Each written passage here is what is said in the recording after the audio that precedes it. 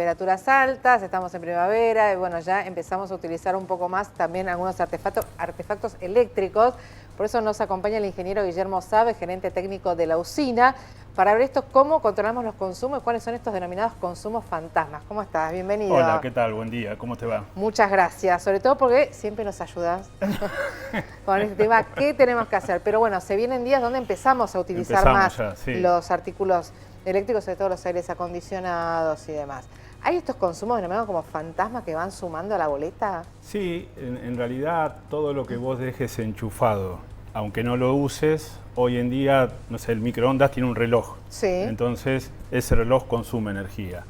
Si vos estás cargando el celular, sacás el celular y dejás el transformadorcito enchufado, también consume energía.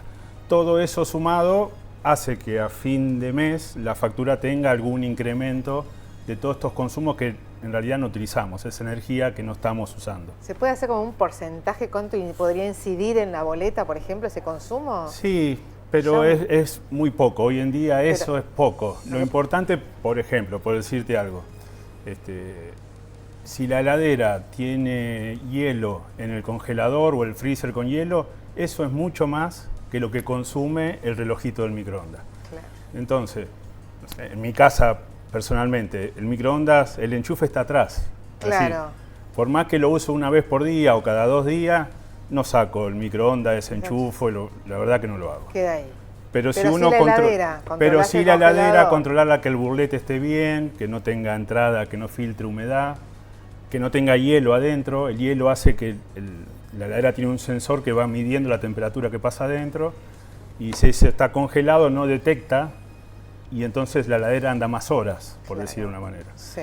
Ese consumo de la heladera es mucho más que unos fantasmas que sí existen y que en proporción es muy poco, sobre todo, por ejemplo, en verano, donde el aire acondicionado ocupa casi el 50% del consumo de una casa. Claro, exactamente. Entonces, si uno controla bien el aire acondicionado y regula la temperatura bien del aire acondicionado, el ahorro es mucho mayor que todo eso y la verdad más fácil de hacer.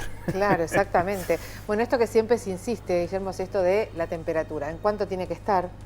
¿No? Mira, las normas y los aire acondicionados te aparece como que 24 grados es la temperatura ideal.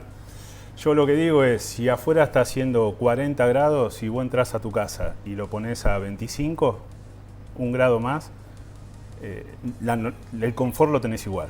Y el ahorro es casi el 10% por un grado solo de consumo. Entonces, es un montón la diferencia que hay en bajar un grado en el ambiente frente a lo que podés ahorrar desenchufando el televisor cuando te vas a dormir, que quién se levanta para desenchufar, son cosas que o internet, imprácticas, o tenés el módem, enchufado.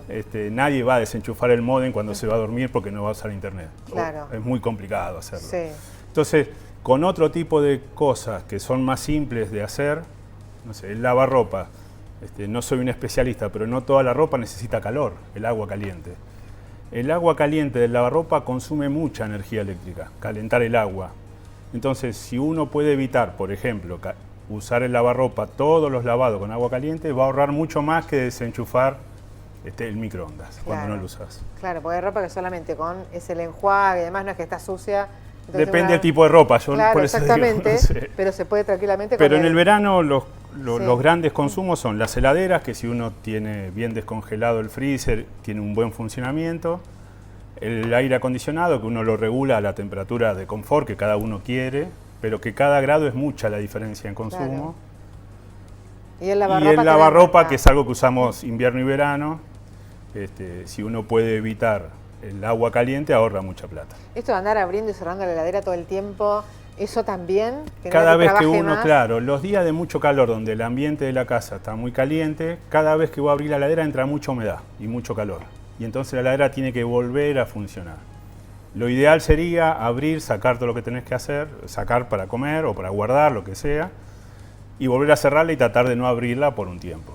A veces no es fácil, si tenés chicos es difícil eso, pero bueno, lo ideal... Programar y sacar como todo junto y después meter todo junto. Pero volvemos, ¿no? Esas son cosas que ayudan mucho, pero son más difíciles de implementar. Es mucho más fácil subir un grado la temperatura del aire acondicionado en verano y vas a ahorrar más plata que más. todo eso. Un 10% en la boleta es un montón. Es mucho, sí. Sí. ¿Qué pasa con aquellas zonas donde dependen todo de la electricidad? Siempre se dice que se resguarde algo con otro sistema, porque en muchos lugares, bueno, funciona toda electricidad. ¿Qué pasa ahí también con el consumo?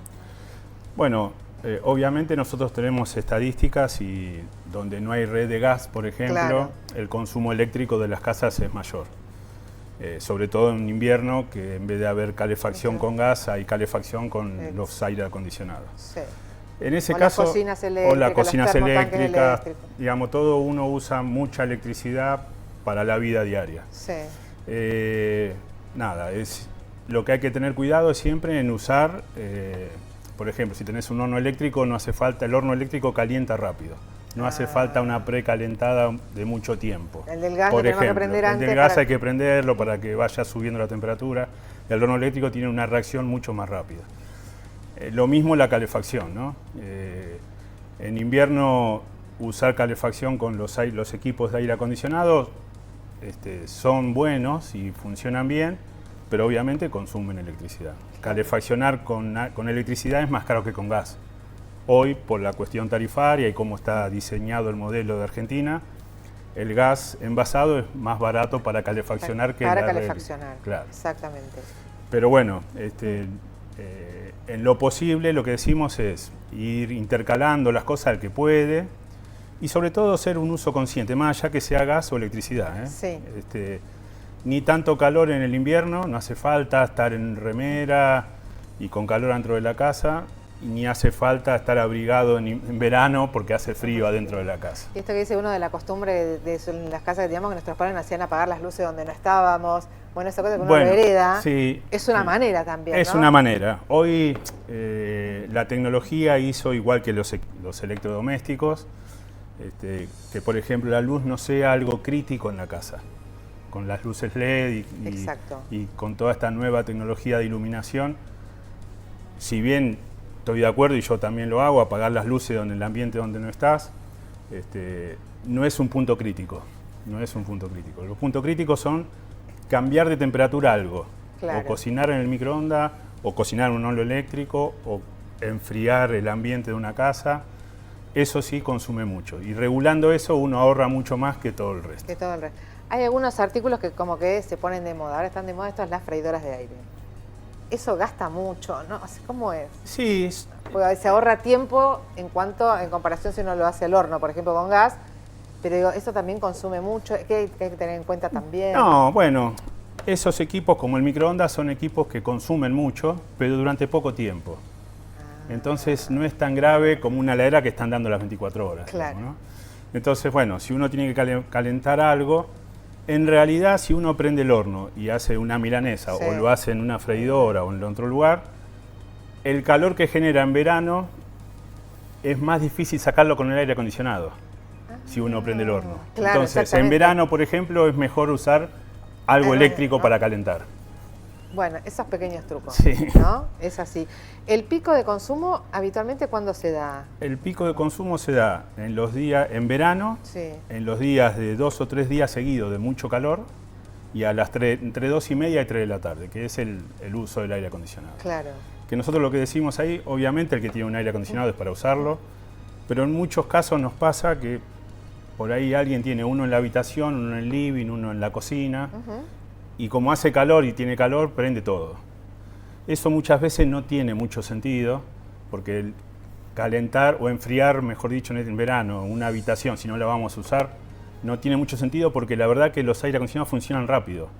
Claro, y si uno un ratito antes de ir a acostarse, a dormir la siesta, lo prende, no hace falta que esté una hora antes prendido. Y con eso ahorra mucho también. Sí. Y a su vez, que cuando uno conecta 3 o 4 aparatos a la vez y capaz que prende el microondas para calentarse una comida, las instalaciones eléctricas propias de la casa a veces no soportan eso. Exactamente. Entonces empiezan a saltar las térmicas, salta el disyuntor, hay algún problema de ese tipo. Nosotros, en los días de esto de mucho calor, aproximadamente el 50% de los reclamos que recibimos son por problemas internos.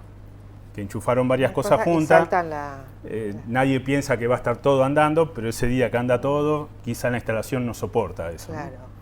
¿No? Así que, y el otro tema importante es cuando uno va a comprar algo, comprar algo, en lo posible, de mejor calidad. La calidad uno la ve, los electrodomésticos, estos de alto consumo, tienen lo que se llama un etiquetado, que tienen con letras. La letra A es el que mejor rendimiento tiene, el más eficiente, por decir de una manera. Sí. Y la letra G es la peor situación. Entonces, cuanto más cerca de la letra A esté el electrodoméstico que uno compra, es de mejor calidad, dura más, no sé, hace menos ruido el motor, Sí. y a su vez consume menos electricidad. Que por ahí son más caros que los otros, En pero la a compra la inicial larga, es más caro, pero pero nosotros hicimos claro, algunas cuentas, dependiendo del momento de los valores del dólar, sí, el valor de la electricidad, pero más o menos en un año y medio se amortiza ese costo y uno tiene un equipo que anda mucho mejor y por más tiempo. y son equipos que duran muchísimos años. En teoría sí. En teoría es así. Sí.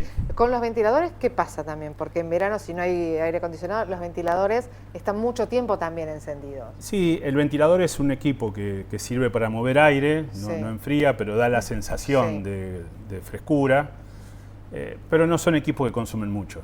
No es un gran consumidor porque es un motor relativamente chico y de poco consumo.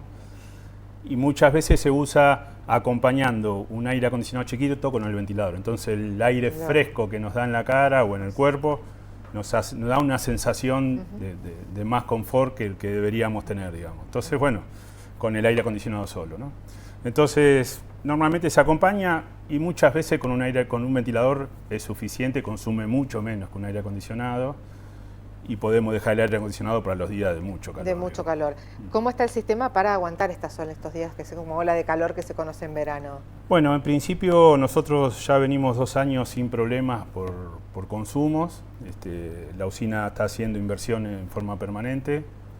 Y en teoría, pensando en cómo fue el año pasado, Sí. sumándole que hay más medidores, hay más consumo en la ciudad, deberíamos estar cubiertos sin problemas, más allá de problemas puntuales, que pueda haber un evento puntual y bueno, nada, eso sí pasa todo. Hoy nos pasó, por ejemplo, en la zona de Don Bosco. ¿En Don Bosco cuál fue el inconveniente? Hoy tuvimos un problema en la red de media tensión, pero que bueno, que eso puede pasar en verano, en invierno, cualquier día, como hoy no era un día de mucho consumo y tuvimos un problema en un elemento de maniobra.